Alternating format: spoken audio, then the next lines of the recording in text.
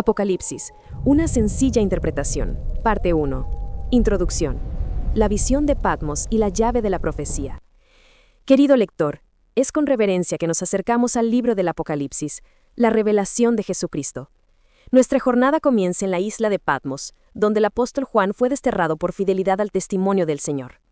Es alrededor del año 95 después de Cristo, bajo la tiranía del emperador Domiciano, que Juan recibe las visiones que cambiarían el curso de la historia.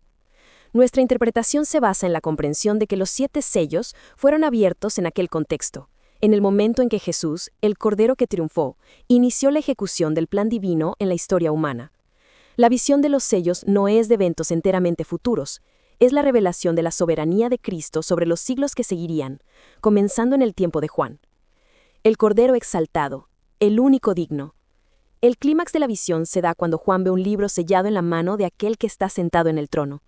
Este libro contenía el mapa profético de la historia y los juicios que sobrevendrían a la humanidad.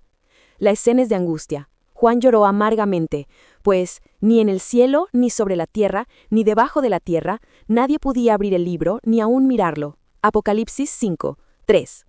En este punto necesitamos ser claros. El cielo está lleno de criaturas gloriosas y ángeles de gran poder. Sin embargo, la adoración y la gloria son reservadas solamente al Creador. El propio Juan, en un momento de deslumbramiento, quiso postrarse ante el ángel que le mostraba las visiones, pero fue reprendido. «Mira, no lo hagas. Yo soy consiervo tuyo y de tus hermanos los profetas y de los que guardan las palabras de este libro. Adora a Dios». Apocalipsis 22, 9. Si el propio Jesús afirmó que en el reino de los cielos, el más pequeño en el reino de los cielos es mayor que él, Juan el Bautista, la diferencia entre la gloria de cualquier criatura celestial y la gloria del Cordero es abismal. Por eso la adoración es únicamente suya. Fue entonces que un anciano consoló a Juan, anunciando que uno había vencido, aquel que era el león de la tribu de Judá y la raíz de David, nuestro Señor Jesús, el Cordero inmolado, ha vencido para abrir el libro y desatar sus 7 sellos. Apocalipsis 5, 5. Con la ascensión de Jesús al cielo y el consecuente dominio de su autoridad, la apertura de los sellos en la visión de Juan significó el inicio de la ejecución del plan divino en la historia humana. Capítulo 1. El primer sello. La paz y la preservación. El plan de Jesús para la historia de la Iglesia y de Israel en medio de las persecuciones comienza con una poderosa intervención divina. Al abrir el primer sello, Apocalipsis 6, 1 y 2, Juan escucha el clamor del primer ser viviente, «Ven».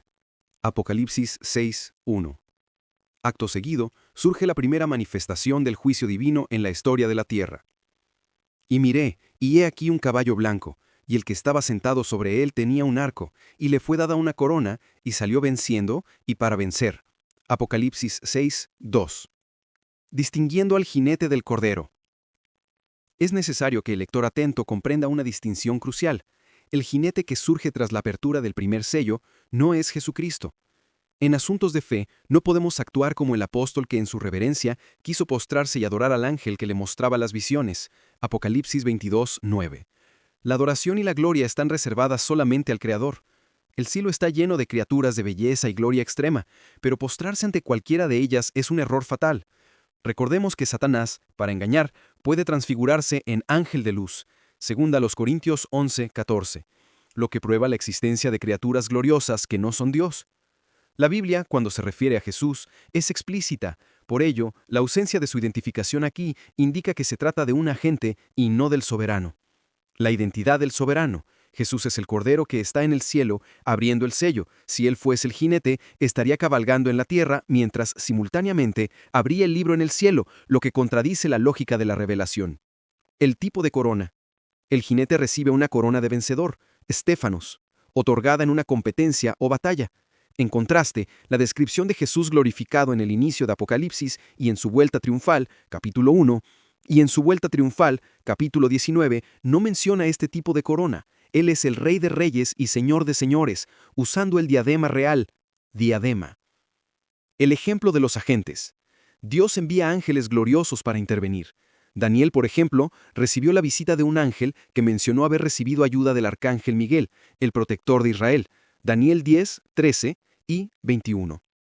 Jesús, Cuando estaba delante de Pilato, afirmó que, si quisiera, el Padre enviaría más de 12 legiones de ángeles para socorrerlo. Mateo 26, 35. Él tiene muchos siervos. Por todo ello, el jinete del caballo blanco, que trae el arco sin flechas, símbolo de victoria diplomática y preservación, es un emisario que actúa en nombre de la soberanía de Cristo. Él es el protector enviado para garantizar que el Evangelio y el pueblo de Dios subsistan en medio de los juicios subsiguientes. El jinete del caballo blanco actúa desde aquella época, garantizando la supervivencia de Israel y el crecimiento de la Iglesia. Esta intervención fue tan intensa que el propio imperio que intentaba destruir el Evangelio se convirtió en el mayor propagador del mensaje. La dispersión necesaria y el llamado a la unidad. Este dominio perduró hasta que Dios, buscando la pluralidad en la propagación del Evangelio, permitió la Reforma Protestante, iniciada por Martín Lutero el día 31 de octubre de 1517. La Reforma, es preciso entender, no fue una revuelta contra la Iglesia, sino un movimiento necesario para que el Evangelio pudiese ser predicado de diversas formas. La Iglesia fue dividida cumpliendo un principio que Dios ya había establecido en la historia humana. El ejemplo de la Torre de Babel. Cuando la humanidad, hablando una sola lengua, se puso a construir una torre gigantesca, esto desagradó a Dios. Él envió la confusión de lenguas. Génesis 11, 7. Para que la humanidad cumpliera la determinación de poblar y esparcirse por la tierra. El ejemplo de Jerusalén. En el inicio de la Iglesia, todos querían permanecer en Jerusalén. Sin embargo, la orden de Cristo era, id por todo el mundo, predicad el Evangelio a toda criatura. Marcos 16:15. La voluntad de Dios fue ejecutada a través de la persecución, que forzó la dispersión de los apóstoles, cumpliendo así la orden de predicar en todos los lugares. Si somos pecadores, todos nosotros, independientemente de religión o iglesia, debemos mirarnos con una mirada de igualdad. Si no somos capaces de amar a quien no piensa como nosotros, ¿cómo podremos amar a Dios y a su Hijo, Jesucristo? Un protestante y un católico, y viceversa, deben entender que son iguales ante Dios, pecadores carentes de la gracia de Jesucristo para ser salvos. La ley no salva a nadie, lo que salva es la fe, y esta se evidencia en la caridad o el amor. Si somos cristianos y no nos unimos, ¿cómo vamos a influenciar a quienes odian a Dios y a nosotros mismos? Es tiempo de dejar los prejuicios a un lado y cumplir la orden de Jesús de amarnos como Él nos amó. Juan 13, 34. Él es el lazo que nos une, y en Él es en quien debemos afirmarnos. Preguntas para meditación. ¿Quién es el único digno de abrir el libro sellado del Apocalipsis, y qué referencia bíblica lo comprueba? Respuesta. El único digno es Jesucristo, el Cordero que venció, conforme Apocalipsis 5, 5. ¿Cuál es la argumentación bíblica que sostiene la interpretación de que el jinete del caballo blanco no es Jesucristo? Respuesta. El jinete recibe la corona de vencedor, Stéfanos, y es un agente enviado, mientras que Jesús es el Cordero soberano que abre el sello, y la Biblia no lo identifica como Jesús, reservando esa identificación para sus apariciones finales, Apocalipsis 19. ¿Cuál es la actitud que Jesús afirmó que el cristiano debe tener para con el prójimo? Respuesta. La orden de Jesús es que nos amemos los unos a los otros como Él nos amó. Juan 13, 34. ¿Cuál es la afirmación fundamental que debe unir a todos los cristianos independientemente de su denominación? Respuesta. La afirmación fundamental es que Jesucristo es el único Salvador que murió por nuestros pecados y Él es el lazo que nos une. ¿Cuál es el principio de Dios evidenciado en la Torre de Babel que explica por qué la persecución y la reforma fueron necesarias para la Iglesia? Respuesta. El principio de que Dios actúa para forzar la dispersión e impedir la comodidad, garantizando que su orden de poblar y predicar el Evangelio por toda la tierra sea cumplida. Génesis 11, 7. ¿Cuál es la advertencia de Jesús a sus discípulos que comprueba la posibilidad de que Dios envíe agentes al mundo? Respuesta. Jesús dijo que, si quisiera, el Padre enviaría más de 12 legiones de ángeles para socorrerlo. Mateo 26, 35. ¿Cuál es el manual que, si se estudia, garantiza al cristiano que no será desviado por dogmas y enseñanzas controvertidas? Respuesta. La Biblia es sagrada. Capítulo 2. El segundo sello. La paz retirada de la tierra. Tras la manifestación de la preservación y la paz de Dios en la tierra, simbolizados por el jinete blanco, el Cordero nos conduce al segundo juicio. El Señor, que es la paz misma, permite que el mundo que lo rechaza experimente las consecuencias de su propia elección. Cuando el Cordero abrió el segundo sello, el apóstol Juan escuchó al segundo ser viviente, una de las criaturas celestiales, clamar: «Ven». Apocalipsis 6:3. Jesús, En su autoridad abre el sello y el ser viviente llama al vidente de Patmos para contemplar el desarrollo de esta nueva etapa del juicio. La visión se concreta en Apocalipsis 6:4, y salió otro caballo, bermejo, y al que estaba sentado sobre él le fue dado poder de quitar la paz de la tierra y que se matasen unos a otros, y le fue dada una gran espada. El caballo bermejo, la sangre de la rebelión y la gran espada. El color bermejo, rojo, del caballo simboliza la sangre, el derramamiento de vida, la guerra y la violencia que se instauran en la historia humana. El jinete es investido con la autoridad de quitar la paz de la tierra. La paz es retirada para que el propio hombre, en su estado natural de rebelión contra Dios, pueda ejecutar la sentencia contra sí mismo. El resultado es la deshumanización en su forma más cruel, y que se matasen unos a otros. La gran espada que le es dada es el símbolo incontestable de la lucha, la batalla y la discordia que el propio hombre construye. Este jinete actúa desde el principio de la era cristiana, y la historia de la humanidad es una narrativa constante de guerras, conflictos y falta de paz, confirmando que este juicio se manifiesta continuamente. La ilusión de la paz mundana. El Señor Jesucristo, el verdadero príncipe de la paz, Isaías 9:6, había prometido a sus seguidores una paz que el mundo no conoce. La paz os dejo, mi paz os doy. No os la doy como el mundo la da. No se turbe vuestro corazón, ni tenga miedo. Juan 14:27. El mundo persiste en buscar una paz ilusoria, basada en la riqueza y el confort, una mentira que se desmorona. Muchos buscan refugio en vicios, bebidas, drogas, sexo y perversión, dejando el corazón vacío. Jesús fue claro al advertirnos, en el mundo tendréis aflicción. Juan 16:33. La fe no es un pasaporte para una vida sin problemas, sino la garantía de una paz interior que soporta la tormenta. El apóstol Pablo, por ejemplo, demostró esta paz superior. Sé vivir humildemente y sé tener abundancia. En todo y por todo estoy enseñado, así para estar saciado como para tener hambre, así para tener abundancia como para padecer necesidad. Filipenses 4:12. Pablo, para no ser gravoso, trabajaba honestamente haciendo tiendas.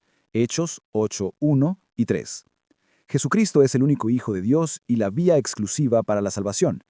Él nos convoca a una elección radical y un camino de renuncia. Entrad por la puerta estrecha, porque ancha es la puerta y espacioso el camino que lleva a la perdición, y muchos son los que entran por ella. Porque estrecha es la puerta y angosto el camino que lleva a la vida, y pocos son los que la hallan. Mateo 7:13 y 14. La paz retirada de la tierra es, en esencia, la manifestación de la consecuencia de vivir sin Cristo. Preguntas para meditación. ¿Qué simboliza el color del caballo del segundo sello? ¿El bermejo?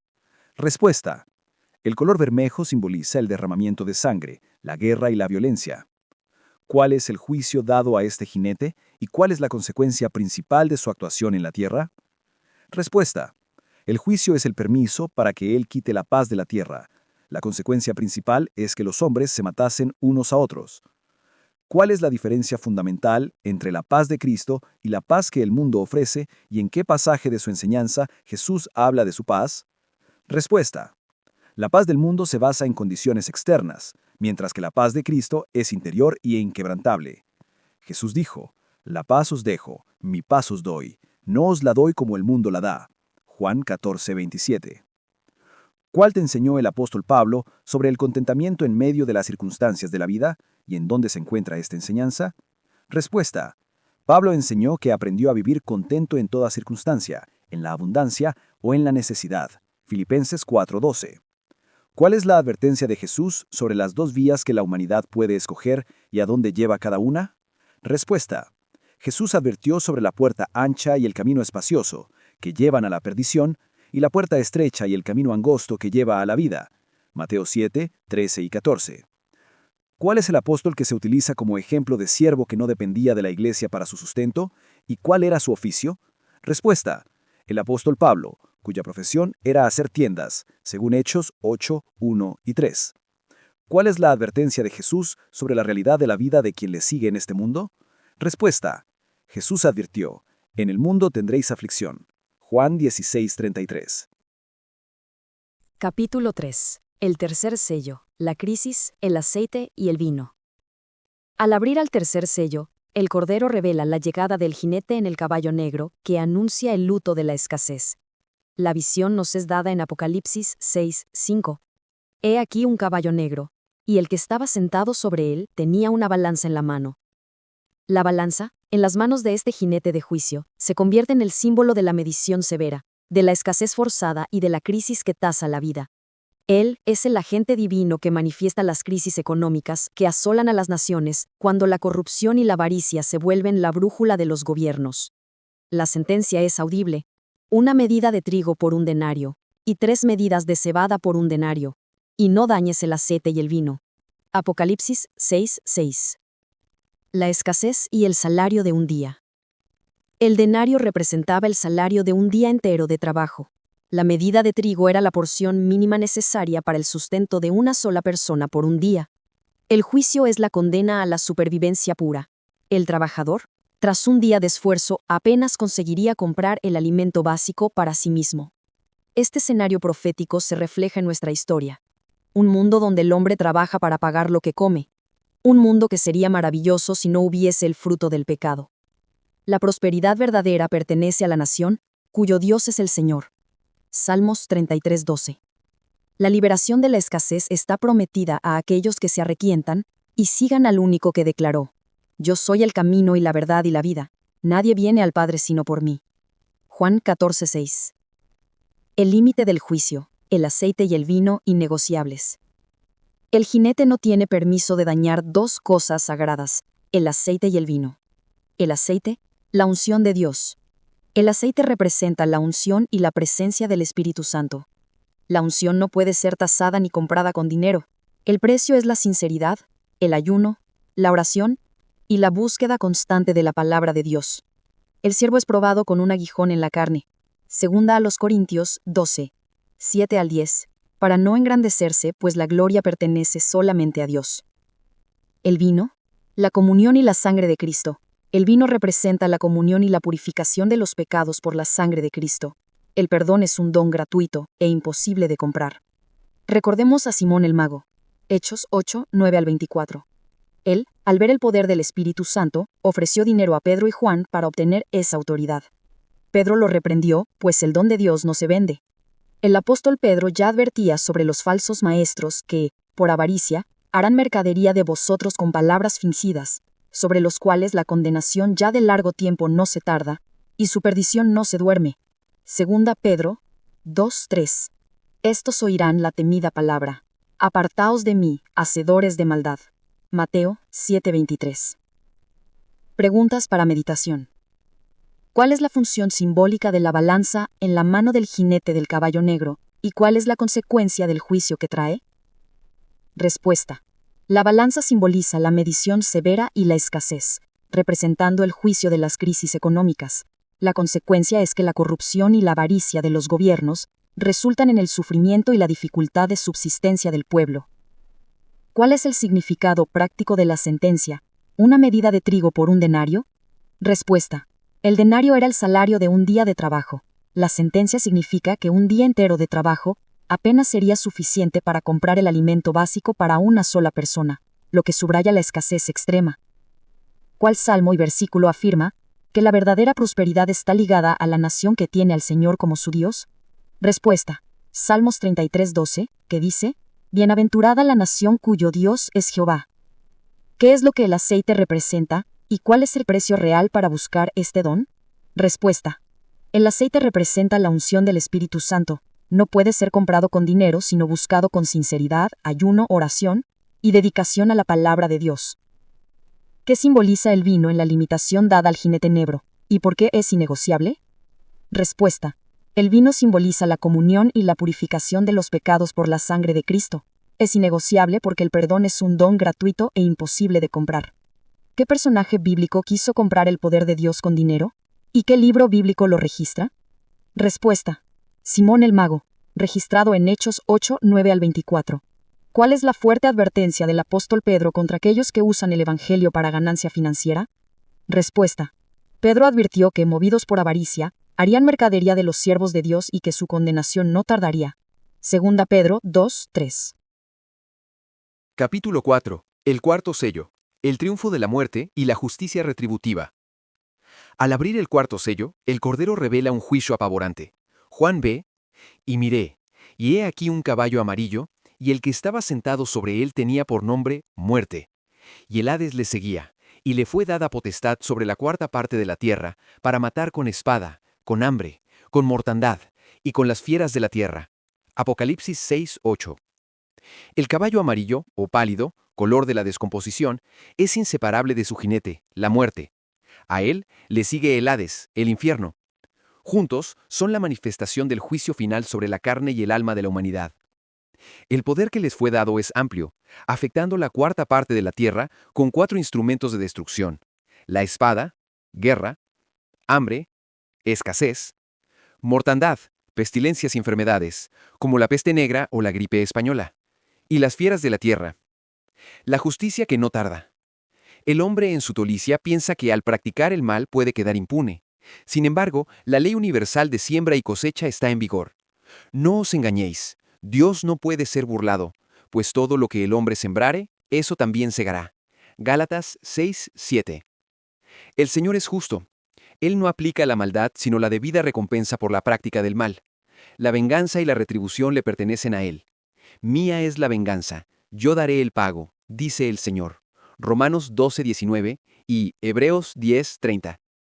Al permitir que la muerte y el Hades actúen, Dios entrega la cosecha que la humanidad ha sembrado en su rebeldía. El perdón ilimitado. A pesar de la mortandad, la esperanza está disponible. Jesús afirmó: «Aquel de vosotros que esté sin pecado, sea el primero en arrojar la piedra contra ella». Juan 8:7. Ninguno de nosotros es mejor que el otro.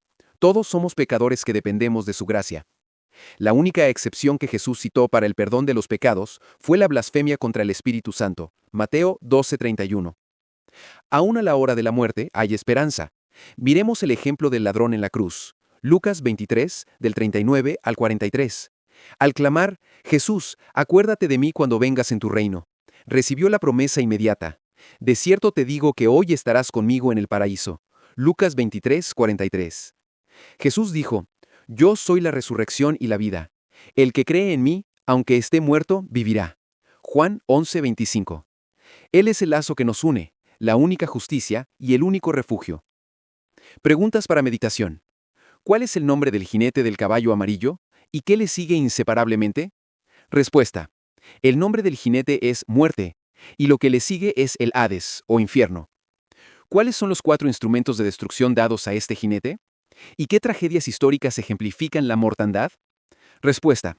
Los instrumentos son espada, hambre, mortandad, pestilencias y enfermedades, como la peste negra o la gripe española, y las fieras de la tierra. ¿Cuál es la ley universal que rige el juicio de Dios sobre la iniquidad humana? ¿Y dónde la mencionó el apóstol Pablo? Respuesta. La ley de la siembra y la cosecha. Todo lo que el hombre sembrare, eso también segará. Está en Gálatas 6:7. ¿Cuál es la perspectiva de Jesús sobre vivos y muertos que debe consolarnos? ¿Y dónde está registrada? Respuesta. Jesús afirmó que Dios no es Dios de muertos, sino de vivos, pues para Él todos viven. Conforme a Lucas 20:38. ¿Cuál es la enseñanza de Jesús que debe impedirnos juzgar al prójimo? Respuesta. Aquel de vosotros que esté sin pecado, sea el primero en arrojar la piedra contra ella. Juan 8:7. ¿Cuál es la única excepción que Jesús citó para el perdón de los pecados? ¿Y qué representa? Respuesta. La blasfemia contra el Espíritu Santo. Mateo 12:31. Que representa el rechazo final y deliberado de la única vía de perdón y salvación. ¿Cuál es el ejemplo bíblico de un pecador que obtuvo la salvación en el último instante? ¿Y cuál es la promesa que Jesús le hizo? Respuesta. El ladrón en la cruz, a quien Jesús prometió: «De cierto te digo que hoy estarás conmigo en el paraíso». Lucas 23:43. Capítulo 5. El quinto sello. El clamor de los mártires y el consuelo del vestido blanco. Al abrir el quinto sello, el escenario de los juicios cede a la visión del altar de Dios. Juan vio, debajo del altar, las almas a los que habían sido muertos por causa de la palabra de Dios y por el testimonio que tenían. Apocalipsis 6:9. Aquellos que murieron por amor a Jesús, desde el fiel Esteban hasta nuestros hermanos perseguidos hoy, están en un lugar de profunda honra, debajo del altar. El privilegio del sufrimiento y la gran espera. El martirio es la consecuencia de la elección radical por Cristo. El Señor advirtió: «Si a mí me han perseguido, también a vosotros os perseguirán». Juan 15:20. No obstante, el apóstol Pedro nos instruye: si alguna cosa padecéis por causa de la justicia, bienaventurados sois. Primera de Pedro 3:14, 4:16. De debajo del altar, las almas claman por la justicia divina. ¿Hasta cuándo, Señor, santo y verdadero, no juzgas y vengas nuestra sangre en los que moran en la tierra? Apocalipsis 6:10. La respuesta de Dios es de consuelo y profecía. A cada uno se le dio una vestidura blanca, símbolo de victoria, y se les ordenó que reposasen todavía un poco de tiempo hasta que se completase el número de sus consiervos. Apocalipsis 6:11. Este es un punto crucial. El número de mártires no estaba completo.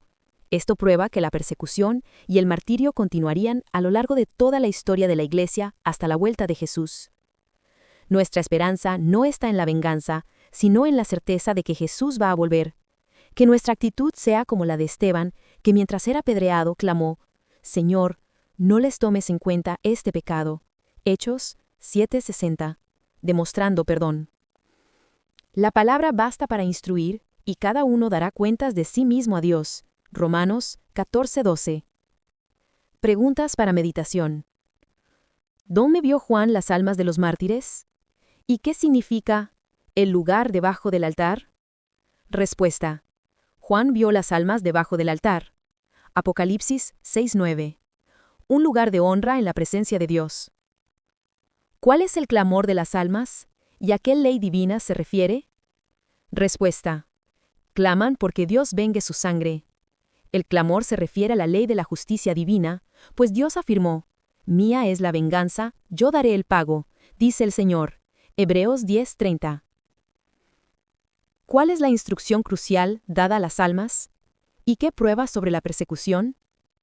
Respuesta: se les dijo que reposasen hasta que se completase el número de sus consiervos. Esto prueba que el martirio continuaría por un largo periodo, a lo largo de toda la historia de la Iglesia, hasta la vuelta de Jesús. ¿Cuál es la actitud de los apóstoles que debe servir de ejemplo al cristiano perseguido? Respuesta: los apóstoles se fueron gozosos por haber sido dignos de padecer afrenta por Jesús. Hechos 5:41. ¿Cuál es el riesgo que corre el que se niega a estudiar la Biblia y confirmar las enseñanzas que escucha? Respuesta: se convierte en un blanco fácil para el engaño, pues la Biblia es el único manual de instrucción completa. ¿Cuál es la advertencia de Jesús sobre la persecución que debe traernos consuelo? ¿Y dónde está registrada? Respuesta: Jesús dijo: bienaventurados sois cuando por mi causa os vituperen y os persigan. Gozaos y alegraos, porque vuestro galardón es grande en los cielos. Mateo 5:11 y 12. ¿Cuál es la actitud del mártir Esteban al ser apedreado, que debe ser nuestro modelo ante los enemigos de la fe? Respuesta: Esteban, con el cielo abierto, clamó al Señor: no les tomes en cuenta este pecado. Hechos 7:60, demostrando perdón. Capítulo 6. El sexto sello. El gran estremecimiento final y la ira del Cordero. El sexto sello es el punto de inflexión que apunta inequívocamente para el futuro, el tiempo determinado por Dios para la manifestación de su ira. La apertura de este sello es un acto de soberanía del Cordero, un decreto de que lo que sucederá está determinado y nada puede impedirlo. Juan testifica: y miré cuando él abrió el sexto sello, y he aquí hubo un gran terremoto, y el sol se puso negro como tela de cilicio, y la luna se volvió toda como sangre, y las estrellas del cielo cayeron sobre la tierra, como la higuera deja caer sus higos verdes, sacudida por un fuerte viento. Y el cielo se apartó como un pergamino que se enrolla, y todo monte y toda isla se removió de su lugar.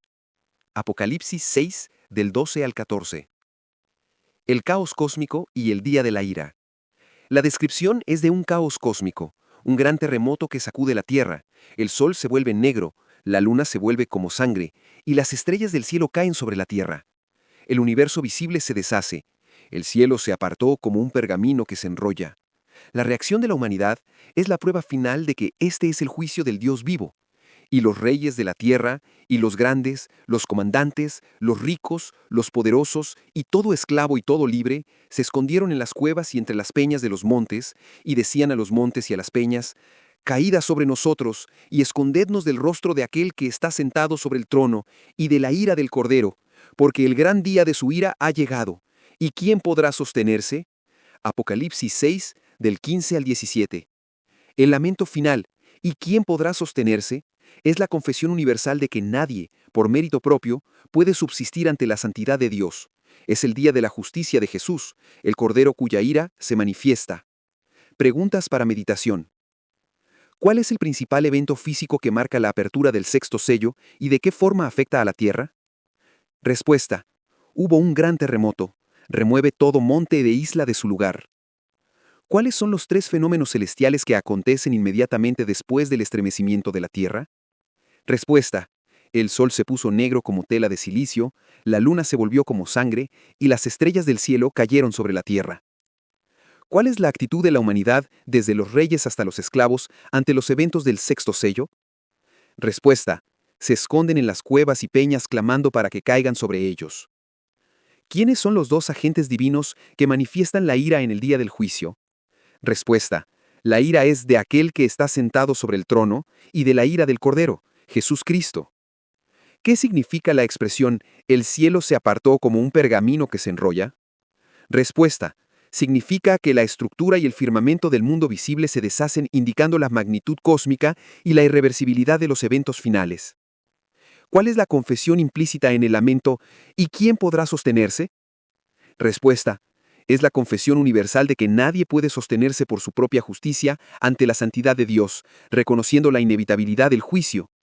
¿En qué libro bíblico y referencia está registrada la ley universal de la justicia que garantiza que Dios retribuirá el mal? Respuesta. La ley «mía es la venganza, yo daré el pago», dice el Señor, está registrada en Hebreos 10:30. Capítulo 7. El séptimo sello. El silencio en el cielo y la preparación para las trompetas.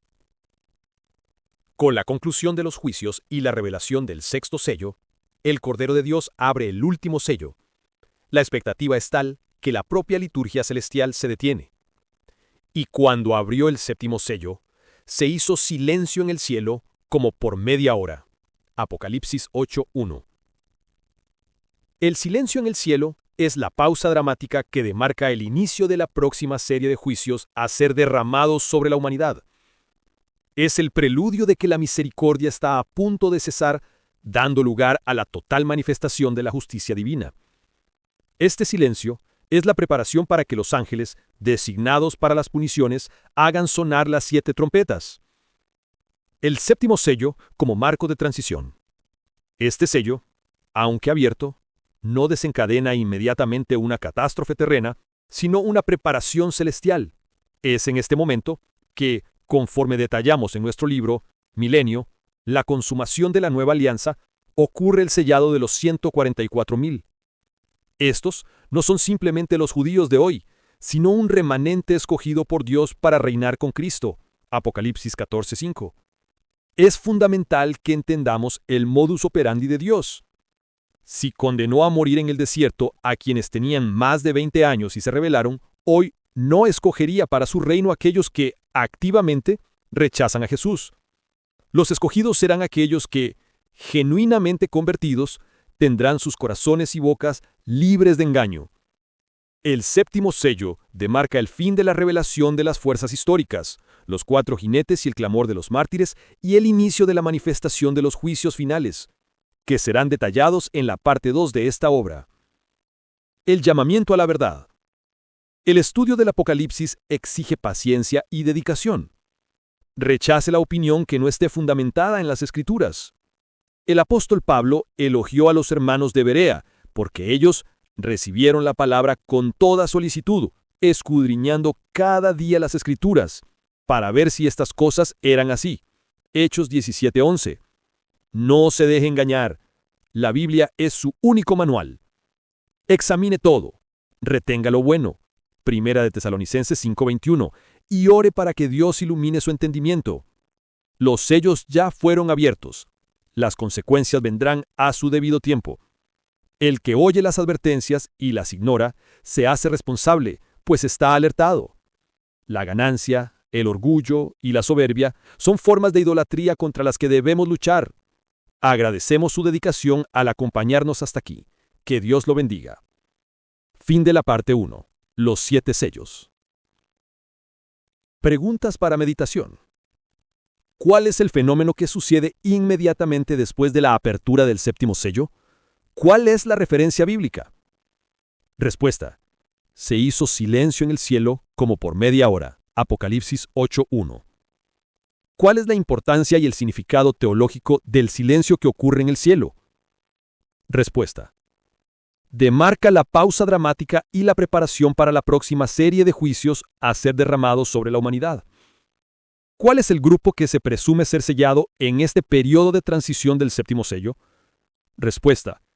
Los 144,000, un remanente escogido por Dios para reinar con Cristo.